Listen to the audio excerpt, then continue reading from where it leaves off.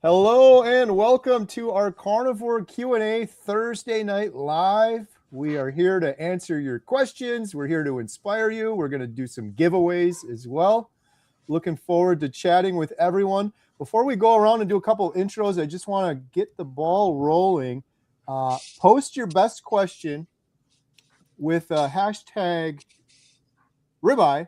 And we're going to be giving away a Healing Humanity shirt. You can post your best question or your testimony of healing. Adam, how's it going? Fantastic, Kerry. How are you? Doing wonderful. Good to be back. Lynn, how are you? Doing great. Ashley. Excellent. Happy to be back. We missed a couple weeks, so nice to be back on. It's nice to be back in the swing of things. We appreciate everyone jumping in the chat, posting your questions and posting your testimonies. Before we jump into the questions, Ashley, do we got any announcements? We do have some announcements. One that we really, it's crazy to think about, but we are a month out from our next meetup in San Diego, California. It's going to be a great meetup. And, Kerry, I need to get you, I guess, an updated picture. That's a little bit old. We've got a few new additions to that. But right there, you see Courtney Luna.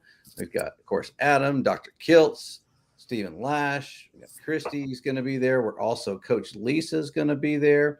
We've got a great group that's going to be there in San Diego. Super excited about it, and bringing my wife. So I'm excited about that too. So yeah, so it'll be a great meetup, and we should be having a couple other meetups posted very soon on the healinghumanity.movie/events page. And if you will keep checking back there, our future dates will be posted soon. But the big one that's coming up, I guess, after that is going to be Meat Stock. And wow, getting super excited about that. I actually had a planning meeting a little bit with Scott earlier this week about this what he's got going on, and it's going to be insane. It's going to be absolutely amazing. So super excited about Meat Stock, and we'll all be there, and it's going to be a great event. Yeah, meatstockconvention.com. You can use code HealingHumanity, and there's going to be a very large presence of Healing Humanity cast, I guess we could say, including this individual here. Mm-hmm.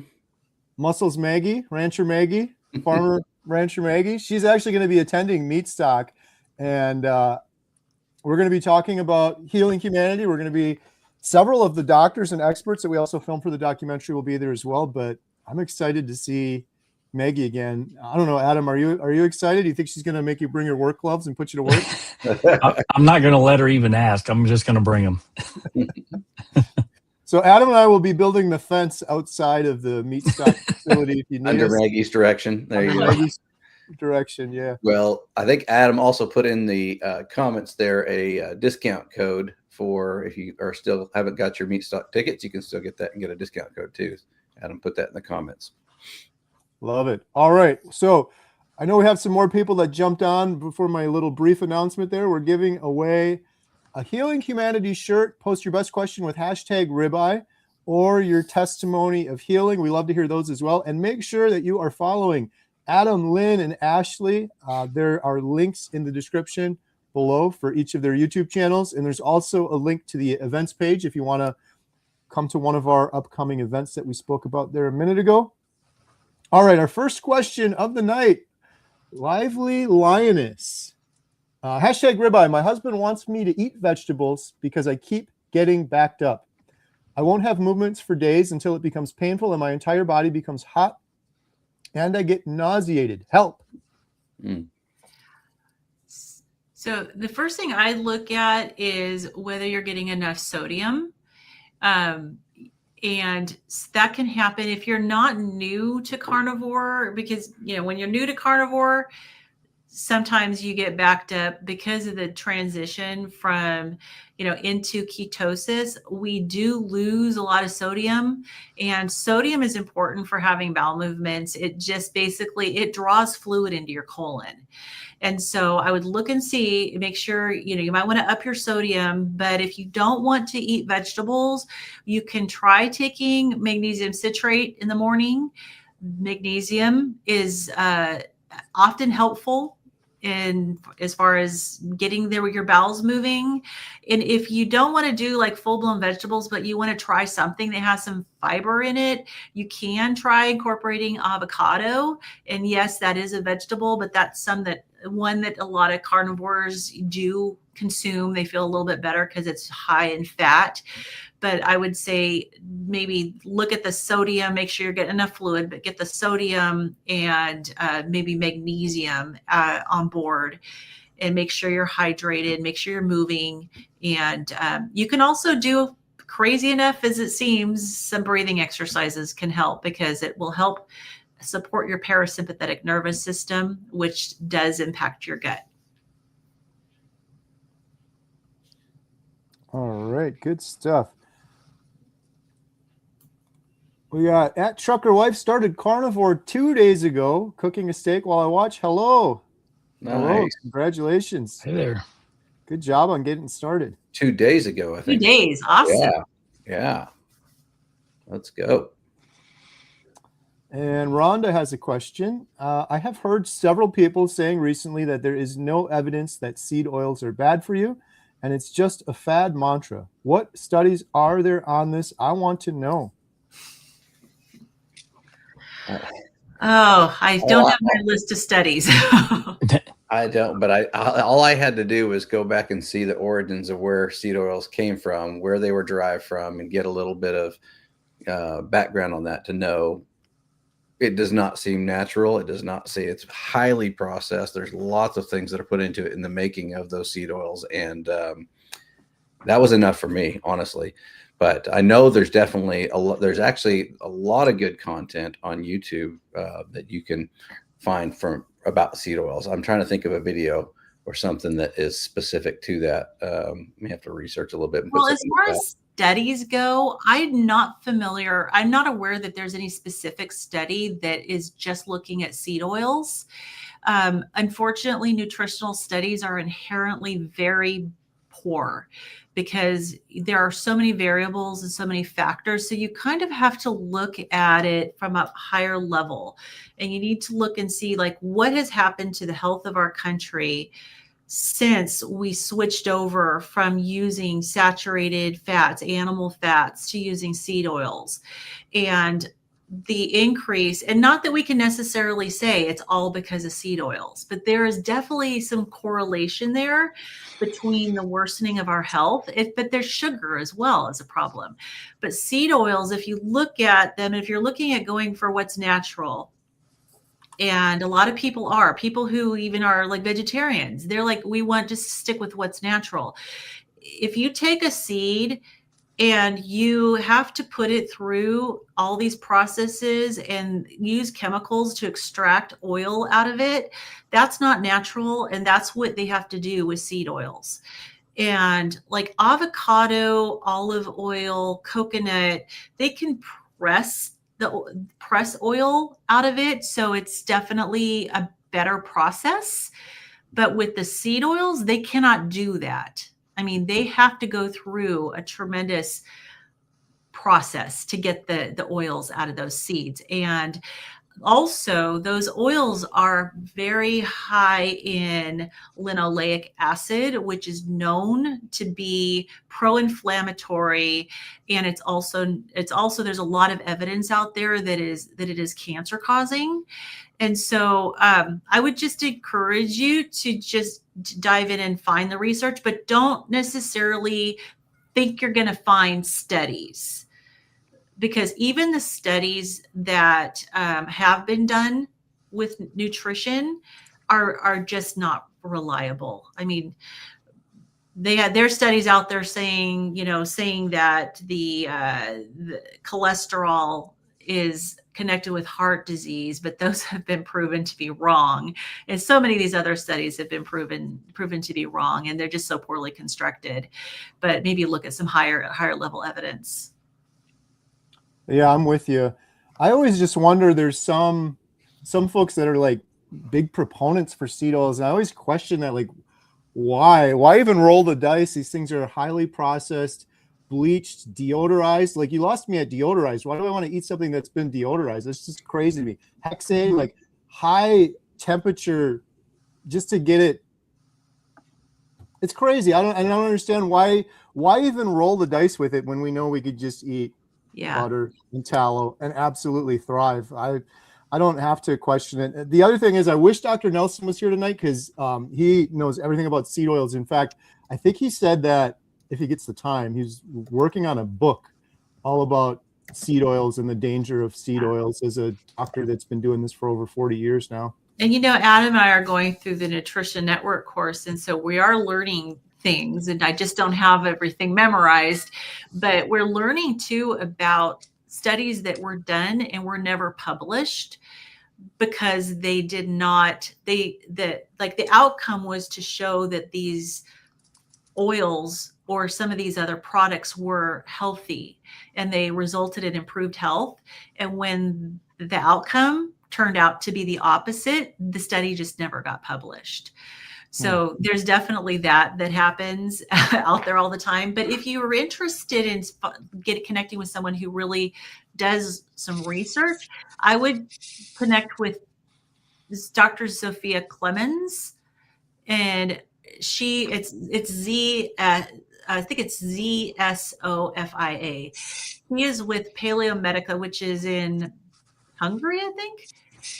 For over a decade, maybe 15 years now, they've been doing actual research on people who are on a carnivore diet. They don't call it carnivore, they call it something else, but it's a high fat beef only diet. And they actually have a lot of case studies and they do actual trials. And so if you want to look, that's not going to be on seed oils, but at least it's some information on trials with this diet that we're on and showing the health benefits and proving that there are health benefits. And so that's something you can look into if you're looking for actual clinical data. All right. I put in the comments a link to a website that you can go to and possibly do some of your own research. It's called openevidence.com. And it's basically a repository of studies that AI helped you to find. So you might be able to find something there. Good stuff. All right. Skillet. I eat a very hyper palatable diet. Currently lots of sugar, pop, fast food due to business. Tried carnivore 2 weeks, but nothing seems to go down easily. Any tips? 2 weeks is definitely, you're still in that period of your body transitioning into using ketones for fuel. So I would give it more time. In fact, in a 2 week period, you could actually feel a little worse. Some people feel miserable because if you're not hydrating enough and you're not getting enough sodium, you can actually end up feeling worse during that period of time. So going carnivore is a fantastic step, but I would give it more time because you may not see the benefits right away. Now, some people do. Some people see them very quickly, but you got to give your body a chance to transition. I know Kerry always recommends at least 30 days. There's a lot of the docs that recommend 90 days. Yeah, this would definitely be a case where I would say, maybe attempt keto first. Especially if you can't give up the sugary foods, using those keto treats, if you will, as a way to transition yourself. They're not ideal. And you probably wouldn't want to stay on those long term, but, use that as a tool to slowly transition yourself. So it's not so much of a shock to your system, because you do have to worry about the mental health side of things as well. And your mindset. So if you're the kind of person, which it seems like you might be, to transition from one thing to another so abrupt that it's going to cause challenges and cause you stress and things like that, maybe transitioning a lot slower might help you. Yeah. And I'm assuming nothing going down easily means that the food just isn't tasting well, or I initially thought maybe you're not seeing progress, but yeah. That's the way I took it too. And that's what I was going to suggest too, because this is the perfect time of the year if you think steak or something is too expensive, this is the perfect time of year to go buy. Almost every grocery store has sales on right now. So all those who are out there listening, this is a great opportunity to go. But I would recommend getting something really good, treat yourself, and really, really kind of go. If if you're a big, huge hamburger fan, make yourself the best hamburger you can make. If you're a steak fan, make yourself a nice big ribeye and really enjoy what you're eating. Don't try and get too creative with anything. Keep it simple. Keep it really delicious or what you like. Scrambled eggs with some cheese on it. However you like to do it. Those are great ways to just make sure you're enjoying what you're preparing. Yeah, and use salt. Don't skimp on the salt. Don't skip on the butter. All right, we got Bride's Biscuit, healed from 8 diagnosed diseases and countless other conditions under carnivore. Also down 74 pounds this year, which is unheard of in all of my previous attempts. Wow. I love it. Amazing. That's amazing. Well done. Good job. 8 diagnosed diseases. 8. Should all be from front diet. page news. And almost 8 10-pound bowling balls. Awesome. Thank you for sharing. That is incredible. All right, we have a question from Trucker Wife. What food products, Greek yogurt, milk, spices, etc., are okay to still eat? I'm struggling with what food items or condiments are technically carnivore, but should not be included. Adam, you want to take that one? Let me read that again. What food products, Greek spices are okay to eat? Well, I mean, honestly, all of that is okay to eat if you can tolerate it. It really just depends on what your goals are and what you're looking to do. So, technically, spices are not carnivore. So, we can get that part out of the way. Yogurt is carnivore. Milk is carnivore. You got to be careful with some of the milks. They do add added sugars into those. But aside from that, the spices are definitely not carnivore. But if it helps you to add some spices to your foods, if you're not having issues, a lot of people think that's fine. So curious what your thoughts are, Ashley. And I would say on the yogurt in particular, just a flag on that one, because when you say yogurt, you're talking about plain yogurt, not flavored yogurts and all that, because there's a lot of sugar, a lot of other things that are in any of the flavored yogurts. But one of the other things that I know that some have is, because you use the word condiments, there's things like that are much, much better for you that, there's still, like mustard, for example, is one that, yes, technically it's probably not carnivore if you're going to go the strictest definition of carnivore, but there's no sugars in it. There's not a lot of other ones. You can get a very clean mustard, and some people use that on their burgers, some things like that. The best advice I heard was from Laura Spath, and that is just use it as a condiment. That should not be your main dish. If you're going, okay, I can eat all the dairy I want, and all you eat is dairy, you're probably going to have some issues with the dairy, right? But if you're using it as just kind of a condiment aside with your burger, it should be fine for most people, although some people do react to dairy. So it all depends on you. Yeah, and dairy can stall weight loss if weight loss is the goal. But if you're not looking at needing to, and even honestly, when you're losing weight, sometimes you can still lose weight with doing dairy. But if you end up having a stall, then the first thing to look at would be the dairy. Hey, we got a super chat. John Barry, 8989, Oh, $20 wow. super chat. Oh. Thank you, John. Awesome. We just answered that question. Every penny we get from the super chats goes towards our project, so we really appreciate that. Please share your thoughts regarding the addition of spices to the Lion diet, such as pepper, onion, garlic powders, and coriander. I'd be curious as to the reason for doing the Lion diet, because usually people who do the Lion diet, maybe they have an illness that they're trying to overcome, and whether it's autoimmune disease or something else going on. If you're doing the Lion diet for that purpose, then you may find you have more sensitivities to the spices, and you may want to stick with salt. But if you're doing it, for weight loss, or some other reason, I would try one seasoning at a time and just make sure you're not reacting to it.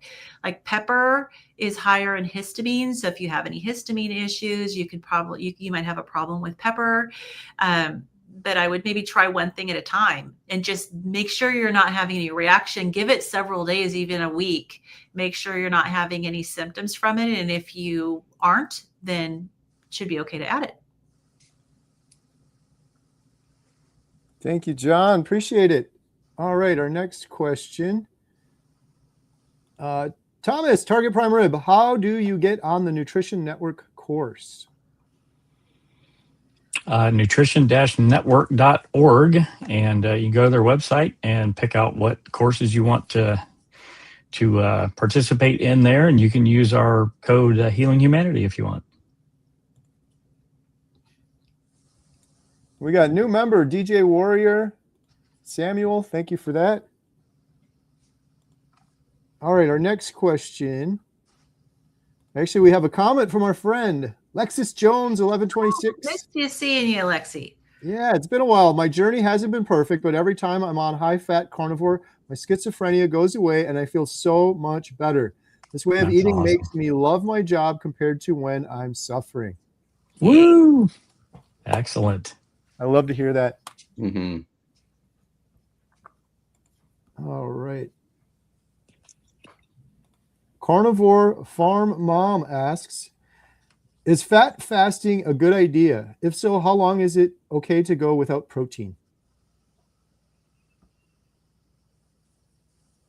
That's a Lynn question. Well, I don't have the specifics as far as the answering.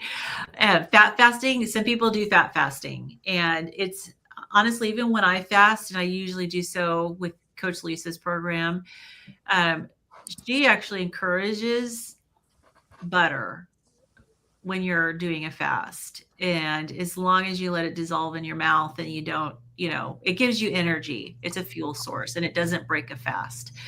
But there are people who do fat fasting just because it does give you that healing. So I think I don't know necessarily a ton of details about it. Okay, how long is it okay to go without protein? You can fast. There's people who fast for 40 days and they do fine. But I think that I would recommend, if you're going to do a prolonged fast, that you make sure you have somebody, a coach or a medical professional who you're working with, who can make sure that you're okay. Because fasting can be a little challenging. You might want to work up to it, not just go right into a really long fast. But you can very safely fast for several days and not have any protein, and you'll be fine. All right. We've got a question. My father is ESRD patient alongside. He even diagnosed with POTS spine at L1, L2. He is on ATT past 8 months, but doctors first suggested for surgery, but his ejection fraction is 33%. What's your advice about surgery? Full disclosure, we're not doctors and we don't give medical advice. I don't know if we have anything more on that one though. Well, definitely work with the doctor. They have to make sure that he is safe, because surgery is very risky and they have parameters that a patient has to meet before they will qualify for surgery. So if you're wanting to help him get in better condition for surgery and want to try, using a carnivore ketogenic diet, you might want to try that. End-stage renal disease. There's a lot of people that will say, oh, you can't do a carnivore diet if you have kidney disease. But the kidneys, because they look at labs, and the labs can show an increase in creatinine, sometimes a temporary decrease in glomerular filtration rate. But there's also a lot of people who have reversed their kidney disease with carnivore. But I would definitely, not, obviously having surgery, if he needs it, he needs it, but he needs to get his health to where it's safe enough. All right. Hey, I got a quick announcement. I just noticed our good friend Carnivore Coach Lisa is in the chat, and Yay. Coach Lisa is incredible. I'm doing a live stream with her Saturday night, and we're announcing the random winner of a Healing Humanity and Life Back System giveaway, where you could win one-on-one coaching with Coach Lisa.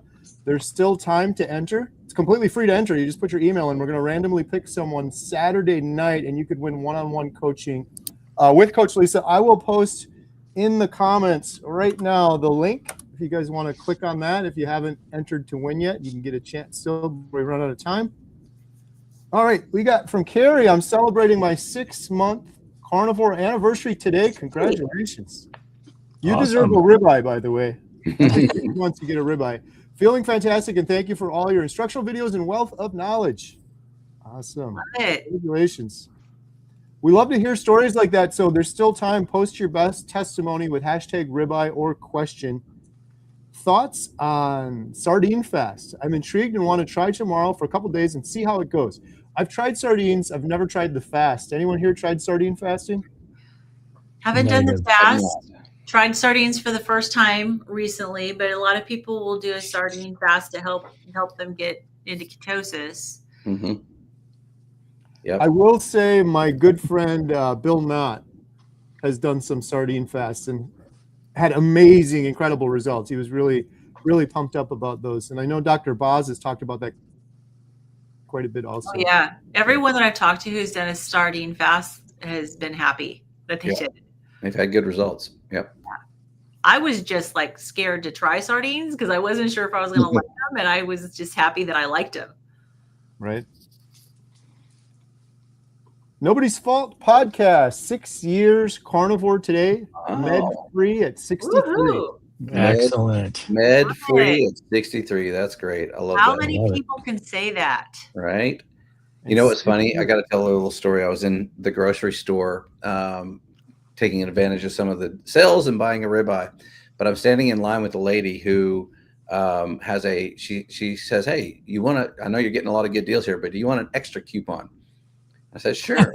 It gives me a 20% off coupon. And we start talking about it. I was like, "Well, how'd you get this?" And I said, "Are you sure that works off of the sale discount?" And it did.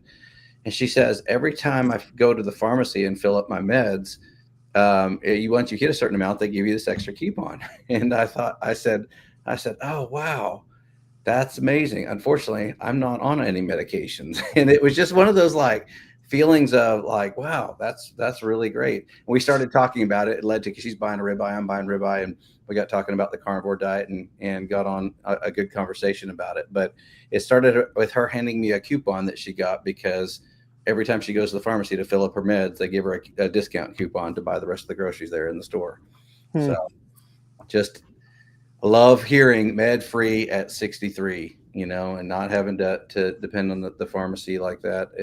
That's fantastic. Great job. Amazing. 6 years. 6 years and going strong. I love it. All right, we got a question from Tom. What are the best practices for someone with the MTHFR mutation? Any supplement recommendations? Lynn. I have the MTHFR variant. So I take a product called Homocysteine Supreme, which helps support that homocysteine pathway, which is what we struggle with when we have the MTHFR variant. Another thing that I've done recently is grabbed my Strategene report, which I had done about a year ago or so from my ancestry.com genetic material. And I got this huge report and it's overwhelming.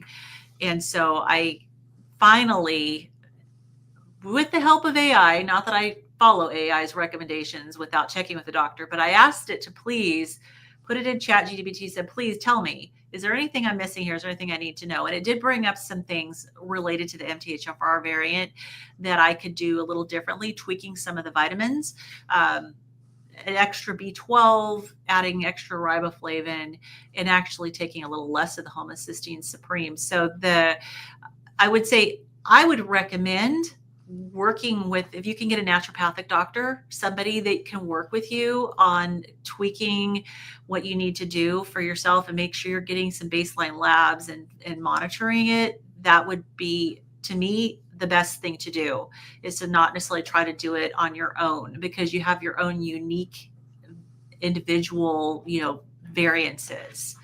But supporting that homocysteine pathway with the B vitamins, and it's methylated B vitamins, because the problem is that with that variant, we do not methylate properly from food. So you need that support. You need to get that extra vitamins in the methylated form. stuff. Okay. We have a question about a cruise. David, new to carnivore and going on a cruise for my birthday. Plan on eating carnivore on the cruise. Is there any carnivore safe dessert to have for my birthday celebration? Ribeye. Filet mignon. Filet mignon. Filet mignon. Yeah. Medium rare. Or picanha would also be acceptable. Yeah.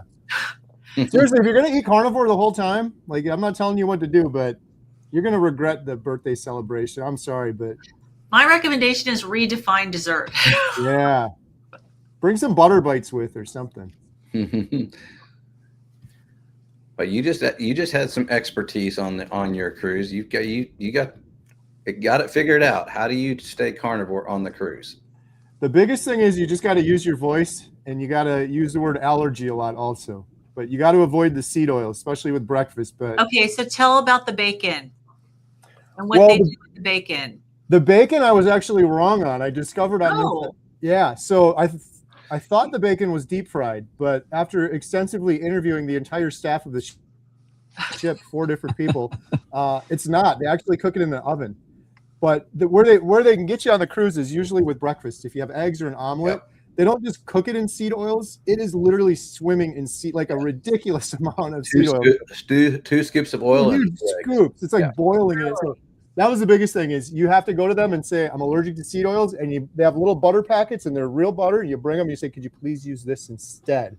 I did that every morning and that really helped. There's also sit-down restaurants where you can order eggs and you could do the same thing. Just to use that. But that's the big one. But yeah. And, and since you won't brag on it, I guess on the Homestead How channel, you can go and literally watch a 20-minute video on exactly how you did it with all the tips and tricks, which is actually it was a really well done video.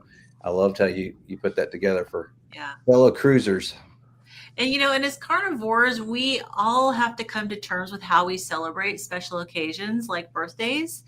And it's hard to break free from that because it's such a cultural and social thing.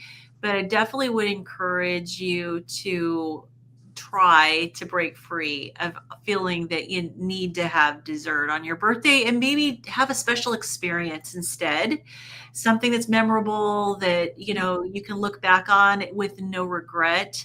And we often when we have cake and we have other sweets and stuff on a special occasion, regret is what we end up with. And we just like, why did I do that? It's a very temporary pleasure to your tongue. And then it does nothing but bad things once it passes into your gut. It spikes your blood sugar, it spikes your insulin levels. Many people end up with other issues, joint pain, headaches, all sorts of things. And so I just would encourage anybody to pick something non-food related to do to celebrate. Yeah. Turn it into an event or something. I'm with you on that one, Lynn. Plus, a lot of us, I know myself, if I were to celebrate that way, I'm addicted. I would be binging and I would be back on the bad road. The last thing I'll say that maybe will encourage you if you're on the fence about this is the other reason is the desserts on most cruises are kind of junk anyways. If you're going to spoil it for something like that, you're going to be disappointed for that reason as well, I think. But all right, we got to do a giveaway now. We're giving away a Healing Humanity shirt, #ribeye. We're going to be doing another one here in a second. So let's share my screen here. Here we go. The winner of a Healing Humanity shirt in color blue is...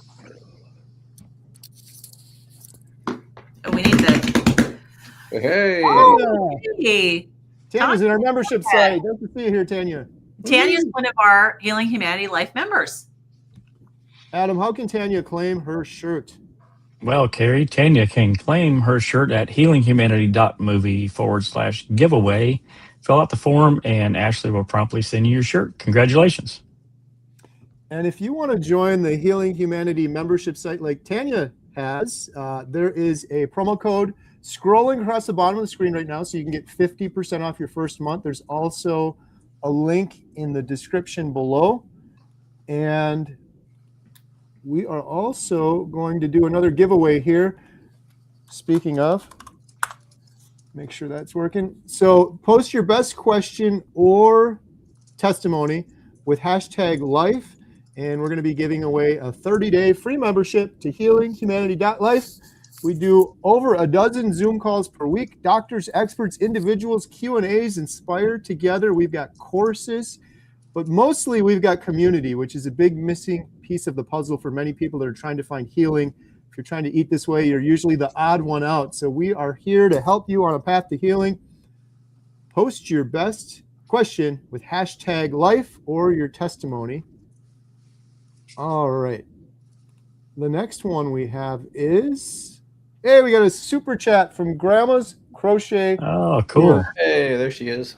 I don't know. This is Barbara, our friend Barbara. I don't know if you meant to post a comment, but we'll check below in case you did, because sometimes those get detached from the super chats. But thank you so much for that. And real quick, I want to encourage everyone, go subscribe to Grandma's Crochet Corner. She's got a very inspiring story and YouTube channel, and she's putting out a lot of really good videos and some very amazing, incredible, beautiful music as well. Yeah. Grandma's Crochet Corner. And I want to share with her that I was shocked recently to come into my husband's office and find him on one of your lives while you were crocheting. Was Dave I was crocheting? crocheting in the other room, and my husband was in here watching Grandma's Crochet Corner. Dave is currently at the craft store right now buying some crochet needles for He was himself. like, hey, I'm starting to feel inspired about this crochet thing.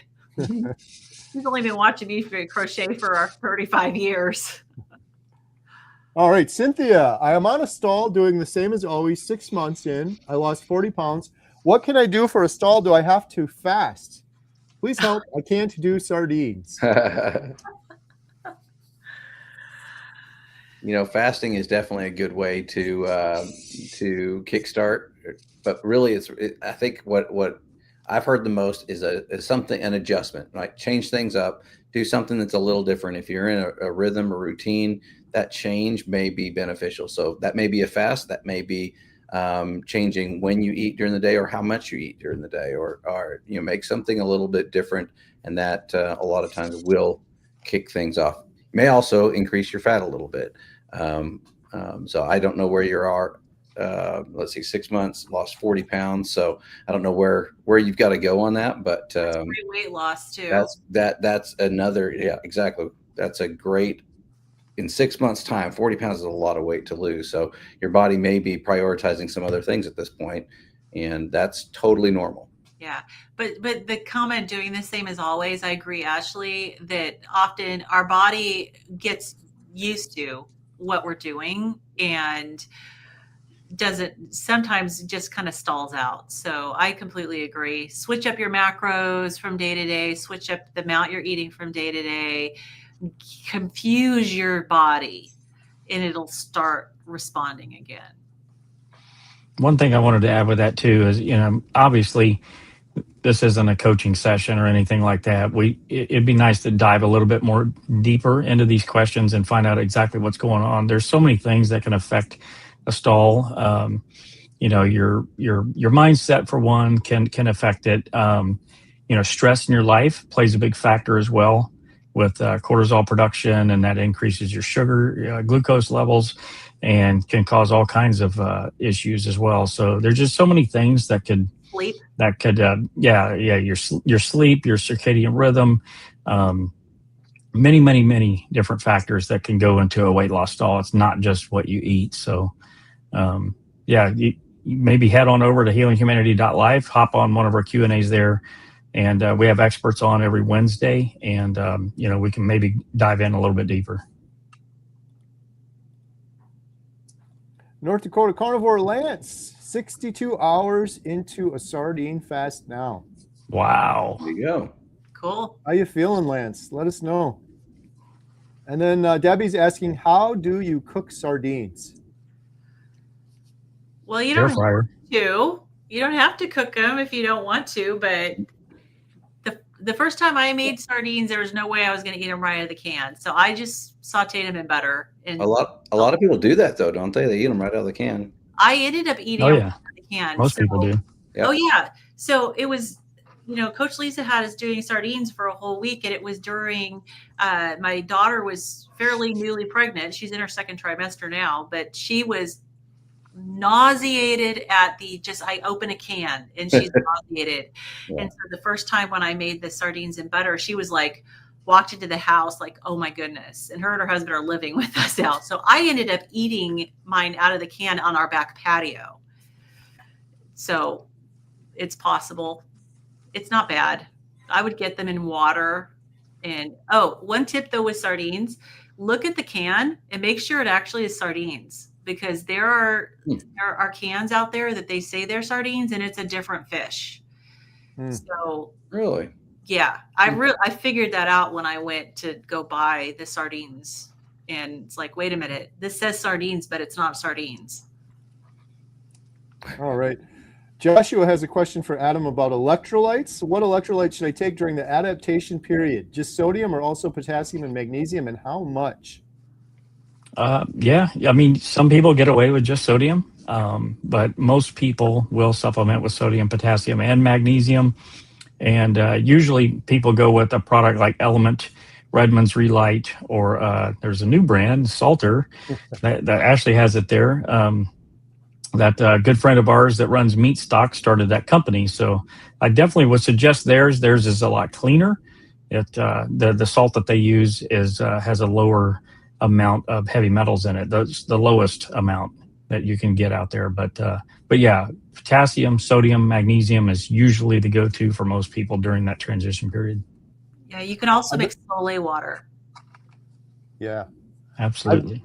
I've been enjoying the Salter, just the flaky salt, which has electrolytes in it also. So good stuff. Good stuff. All right. Well, we got a bunch of questions coming in here now. Let's see.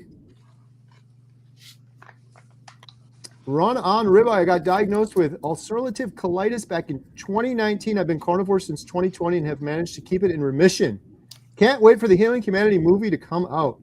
That's awesome. Wonderful. Hey, Real quick, congratulations on your progress. Thank you for your nice words. We were just talking about the documentary. Adam and I just met with our editor yesterday, and 15 of the 16 segments are edited. We are on the home stretch, so almost there. It's going to be worth the wait. yay. We got MedFree at 62. Brad, Kerry, this is Brad, 14 pounds, 2.5 weeks. Talk to you on the live. Me and my wife are loving it. Oh, it's amazing, Brad. Glad to hear from you again. I recognize you here. That's awesome. That's a great start, man. And we got our friend Jets Afterburner Podcast with a question. I've completed 14 months and it has been life-changing. Down 70 pounds. Wow. I've gone to Disney, Atlantic Coast family road trip, Dominican Republic. This has taught me mental discipline. Thank you. That's awesome. There you go. Happy for you. That's so good. I love that. I thought he was putting those locations that he went because of the, he's been able to travel and get out for what he normally wouldn't have done. But I think he was listing that more as the discipline, going places, traveling, and still remaining strict carnivore. So I love that. Great job. Ellen, me too, 69 and pretty much med-free life. Nice. That's excellent. 6 Madre, 16 months carnivore here. Woohoo! Excellent. All right, here we go with a question from Jackie. My doctor and everything online has said that beef red meat is especially not good for an enlarged spleen. Any evidence, research showing carnivore, ketovore might actually be beneficial? I would be surprised if there was research showing either, because the research regarding diet nutrition is very poor quality. So when you look at the spleen's part of your immune system. And so if you want to support your immune system, you need to decrease inflammation. And so I can't say that I know for sure one way or the other, but I'd be very surprised if there was research either way. I would maybe ask your doctor if the doctor has research to show that it is bad for an enlarged spleen, and maybe start there. Because if you can get a study, I would definitely look at it, because any dietary study, they use food frequency questionnaires. And so typically what they'll do is they'll ask people to report back on what they ate. And maybe sometimes they don't even pretend like they do it a lot. They don't actually have people tracking. They say, it's been a year. Can you tell us how much of this particular food you've eaten over the last year? And those are actually literally how they collect their data. So it always blows my mind that we actually come to conclusions based on that type of data collection. And they'll include things like hamburgers and lasagna and spaghetti as Right. meat. Right. So, oh, did you eat red meat? I had a hamburger, a combo meal. Yeah, I must have had red meat. That counted, but right. don't mind the French fries, chocolate milkshake, and everything else that went with it, right? Right. And it's also assumed, but probably known, that people who ignore dietary guidelines and they eat a lot of red meat and they're eating the hamburgers and the pizza and the spaghetti, they're also drinking alcohol. A lot of them are smoking. There's other lifestyle factors that contribute. And so you can't draw conclusions that it's the red meat when they're also eating carbs, they're also eating sugar, and they're also indulging in all sorts of stuff. So, but yet they take these studies and they say it's the red meat that's the problem. All right, this one's for Lynn. Lynn, can you read this one too? Can I heal chologeric urticaria, also called heat pins or paresthesia?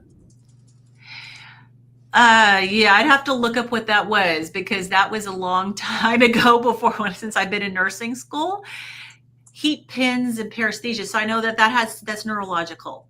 So I'm just going to assume it's neurological. Anything that's neurological, you're going to want to be on higher fat, because nerves are one of the organ systems that can take longer to heal, but it's all inflammation. And so getting rid of the inflammatory foods is a great first step. So the carbohydrates are going to spike insulin. That does not help with inflammation. Sticking to a diet that gets you into a state of ketosis is amazing for healing. But nerves, the myelin sheath of your nerves is made up of fat. So you want to have high fat if you want to heal your nerves. And I'm talking not volume, I'm talking like calories. So you want at least 80% of your fat to come from calories if you're wanting to heal your brain or your whole nervous system. Good stuff. All right. Grandma's Crochet Corner new member and gifted 5 Homestead How memberships. Oh, wow. Thank you so much. Really appreciate that. Amazing. All right, Lexi, is it true that when you start to have sugar cravings, it means certain gut bacteria are dying off? I'll take this one. I interviewed Malia on my channel, who talks quite a bit about this, and that's something she told me that I found really interesting, and just how much control our gut bacteria can have over our brain. There's the gut-brain axis, even to the point where she was telling me people will have like sometimes intense dreams, and oftentimes that can be a signal of certain types of gut bacteria dying off. And there's actually different stages that she was talking about. She's like, we can almost chart it on a calendar for some people when it will happen. But a lot of folks that are going carnivore, you're starving your gut bacteria without having those starches and carbs, that a lot of those end up dying around the same time for people. Sometimes it's around 3 weeks, sometimes it's around 3 months, and there's different time periods. So I think absolutely. It's a tricky question though, because a lot of the good doctors, when you talk to them, on just a lot of people in general, they say we know very little about our gut bacteria. I've heard many people say it's kind of like the ocean. We know about 1% of what's going on there, but I believe that to be true. I don't know if anyone else here has any thoughts on that one. Yeah, I've heard that can be the case, but when it comes to sugar cravings too, I would look at more than just gut bacteria, because you can be not eating sugar and you can still end up with sugar cravings if there's a lot of food around you and you're looking at it. I mean, just thinking about eating can spike your insulin. And so it's amazing how much our brains and what we look at visually can impact us. So if you're at work and everyone's bringing a bunch of sweets in, and you're maybe, even if you're not indulging it yourself, but you're kind of looking at it, it can actually kind of trigger some of those cravings as well. All right. Here's a good question. We'll start with Ashley on this one. What is your favorite go-to staple meal for day-to-day on carnivore? My staple meal. Really, honestly, we do a lot of hamburger patties. I have a griddle, and I love just doing smash burgers. That's a simple one, and I do a lot at once, so I make a bunch up, keep them in the fridge. But I'm also blessed to be in Texas, and I take advantage of the sales whenever there's sales on ribeyes, and I cut them up, vacuum seal, throw them in the freezer, and eat them regularly. Definitely a go-to. I love a good ribeye. So, but there's all sorts of I could keep going on and on and on. So I'll leave it at that. Those are my two staples. Mine lately, I've talked about the Powerball many times, but burger patties all the time. But lately in our household, it's been meatballs, all sorts of different types of meatballs. And the best combination we've come up with is 30% ground pork, 70% ground beef, bacon, and blue cheese crumble. It's got to be about that big. That's the perfect meatball right there. We've tried every different variation to get to that point, but meatball perfection right there. Yeah. All right, we got $2 super chat from Ray 2878. Thank you so much. Appreciate that. We got a question for anyone that lives in Washington. Lynn, I've been calling. I live in Washington. When I moved to Washington, I got acne. Any fixes? Oh my goodness. I'd be wondering about, the only thing I can think of from a dietary standpoint would be if you're buying your food from a different source, and how the food is raised can impact you. And so hard to say, to be honest, because I live in Washington, and I know that we have it's damp here, but as far as acne goes, I would be curious about the sourcing of your food. And I don't know where you live in Washington, but I live in Snohomish. Dr. Baker lives in Snohomish. There's some good ranches around here where they have really well raised beef and lamb and pork and everything, and you can maybe source out some really good quality meat and see if that makes a difference.